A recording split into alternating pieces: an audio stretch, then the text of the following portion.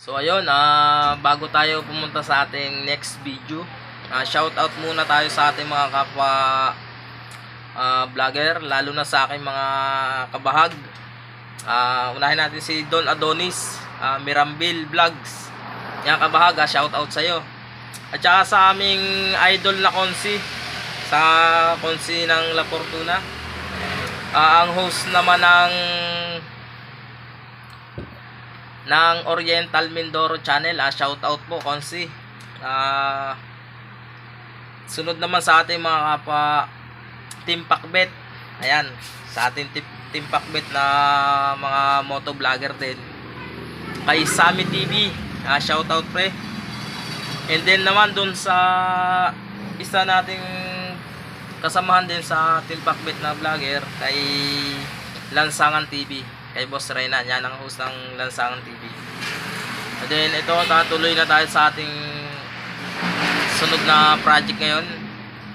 Medyo malayo ang pinanggalingan kasi tinulak ng may-ari dito sa atin. Dahil biglang tumirik yung motor niya. Pero bago daw tumirik yun, nagkaroon muna siya ng troubleshoot doon. Namamatay, tapos nabubuhay, namamatay, nabubuhay yung kanyang motor. So ito, gagawin natin ng paraang maayos yung kanyang problema. Ito yung motor niya mga kahusay, no? Tayo nga mag-start. Kahit sa push start at saka sa kickstarter niya, ayaw talagang mabuhay ng kanyang motor. So hanapin natin ang problema nito at para maiuwi ng maayos ni Bossing.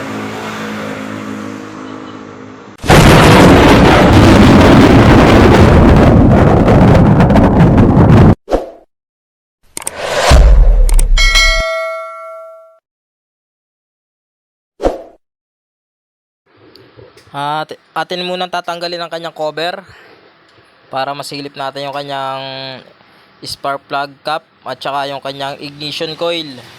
Titingnan natin kung may kuryente ba itong kanyang motor, kasi sabi ng customer wala daw power ang kanyang ignition coil papunta sa spark plug.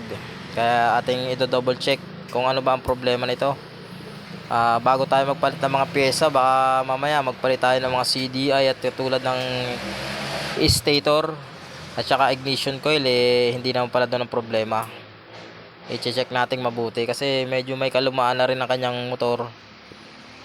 Normal lang to na magkaroon ng ganitong problema.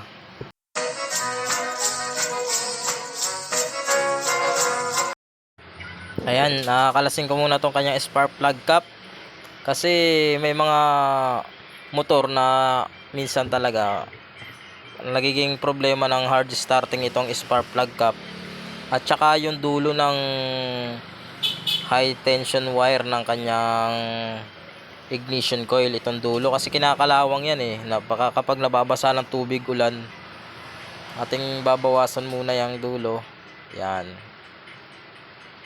Tapos check natin kung magi-spark. Open natin ang susi.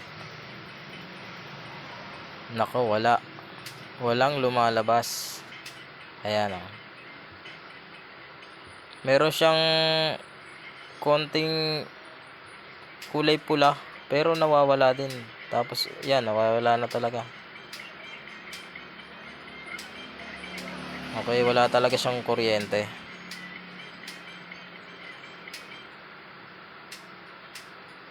Ayan. Susubukan din natin siya sa kickstart.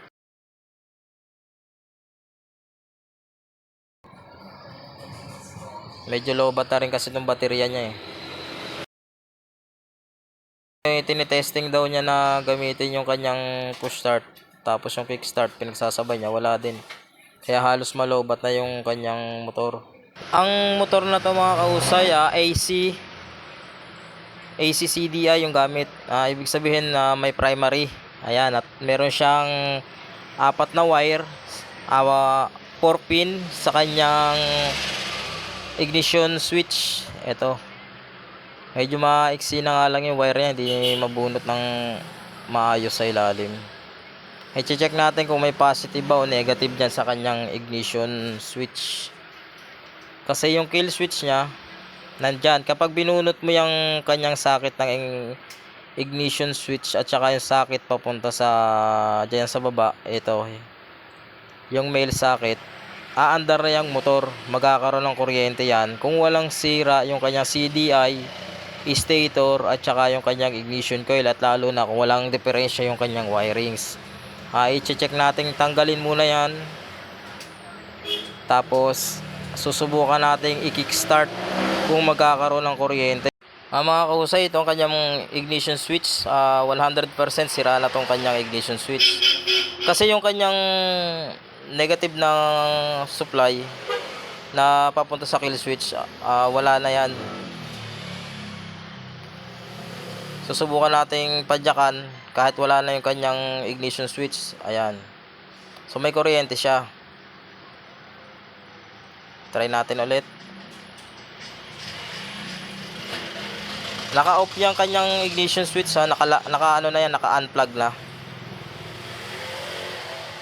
Itatry ko lang na, kasi kapag may kuryente ito, ibig sabihin sira yung kanyang susian.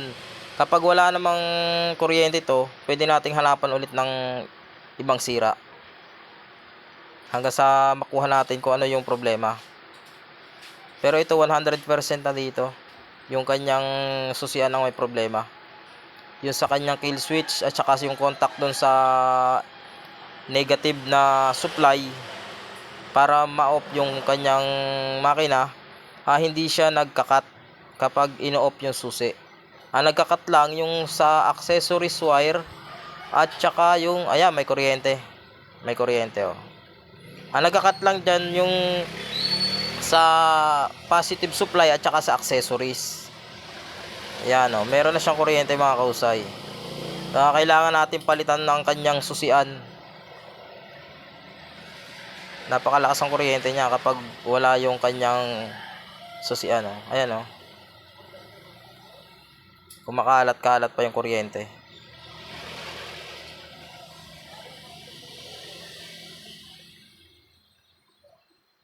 So nandito talaga ang problema. Kailangan nating tanggalin to para mapalitan ng bago. Ang ipapalit natin dito 4-pin. Kailangan natin ng 4-pin din na katulad nitong sa stock ng Euro 110. Ito namang sa Wave 125, pareho sila ng itsura. Yan, oh, XRM 125 pala to. Sorry. Pareho sila ng itsura ng susian. Ang problema dito sa XRM 125, meron siyang dalawang wire. Pang ano naman to, sa DC operated CDI. Itong dalawang wire na to. Ibig sabihin battery operated yung CDI. Kapag walang battery hindi andar. So hindi ito ang ating kailangan. Ang kailangan natin yung 4-pin, yung 4 na wire. Yung kulay, may kulay red na wire, kulay green, kulay black at saka yung black stripe white na katulad nitong sa XRM 110. Ayan. Ito ang kailangan natin. Ipapaliwanag ko lang yung mga function ng 4-pin nito. Yung 4 wire. Kung ano-anong kanilang mga trabaho. Ito, yan. Ang kaibahan nga lang nito mga kahusay, no, yung posisyon ng mga wire niya, hindi tugma doon sa Euro 110. Itong red ng ating, ito yung positive na galing sa battery, sa may fuse. Yan, yung red. Itong green, siya naman yung negative. Nakakonect siya sa battery, negative ng battery, body ground naman ng motor. Yan ang mga connection niya. Tapos naman ang kill switch ng ating 4-pin wire ay itong black stripe white. Yan. Nakakonect naman siya sa CDI. Siya yung kill switch. Na kapag pinasukan mo siya ng negative, hindi na magkakaroon ng kuryente ang iyong motor at hindi mo mapapa-start. Yan. Yan ang kanyang kill switch. Ito yung mga old model na motor, kalimitan mga ganito ang gamit, naka-primary. Tapos ito namang black, siya na may accessories. Siya yung magsusupply ng kuryente kapag nagsusi ka papunta sa dashboard, signal light, headlight, kung yung naka-battery operated yung headlight mo, pero kalimitan sa mga ganito hindi battery operated ang headlight, naka-primary yan, kaya galing sa sa rectifier. Okay? Yan. Sa mga susian, nasa push start button yan. Yan din nagsusupply yung kanyang block. So try muna natin to kung gumagana yung kanyang susian kasi baka naglulus din kahit bago. Yan, matigas. So okay naman, no. Ito yung sinasabi ko sa inyo, no. Titestingin muna natin kung meron siyang positive at saka negative supply yung kanyang socket bago natin ikabit yung bago natin susi. Ayan, clip muna natin yung ating test light sa positive ng battery. Then punta tayo sa socket na male socket. Ayan. Hahanapin natin dito yung kanyang ground, kung may ground ba yung kanyang socket kasi kapag walang ground dyan, kahit buo yung susian mo, hindi rin mamamatay yung inyong motor. O kaya naman, hindi mo mapapaandar din yung ng maayos kasi wala kang ground. Medyo marumi na nga lang tong ano. Ayan, nakita na natin yung kanyang green, yung kanyang ground. Kapag umilaw to, ibig sabihin, buo yung continuity ng kanyang wire galing sa body ground at saka galing dun sa negative ng kanyang battery. Ayan, umilaw. So, wala ang problema dito. Ayan. Ganyan ang gagawin natin mga kahusay, no, bago tayo magpalit ng mga pyesa. Kailangan ma-check muna natin lahat kung saan ang problema. Kasi kapag ganitong walang kuryente, una na may isip kaagad natin ay CDI ang problema o kaya naman sa kanyang primary, sa stator. Pangalawa, sa ignition coil. So, hindi po lahat ng sira doon natin ibabase. Magsisimula tayo dito sa kanyang kill switch. Then iti-try natin. Nakakabit muna natin tong kanyang spark plug cap. Sa ignition switch niya mga kausay, walang putol na wire. Tingnan natin kung aandar na yung kanyang motor kasi may kuryente na mga kausay, no. Ayan. Ito yung kanyang bagong susian. At ating may gagawin pa pala tayo dito, no. Lilipat-lipat natin yung kanyang mga wire para tumugma. Ayan, kasi yung ground niya, magkaiba sila. Ililipat natin yan bago natin isalpak. Magkaiba kasi ng posisyon, Ayan, ganyan. Okay na. At ating nailipat na, no. Diretso na natin siya sa male socket para ating masubukan.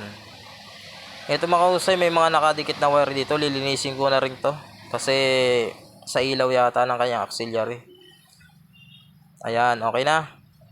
Then, on natin ang kanyang susi.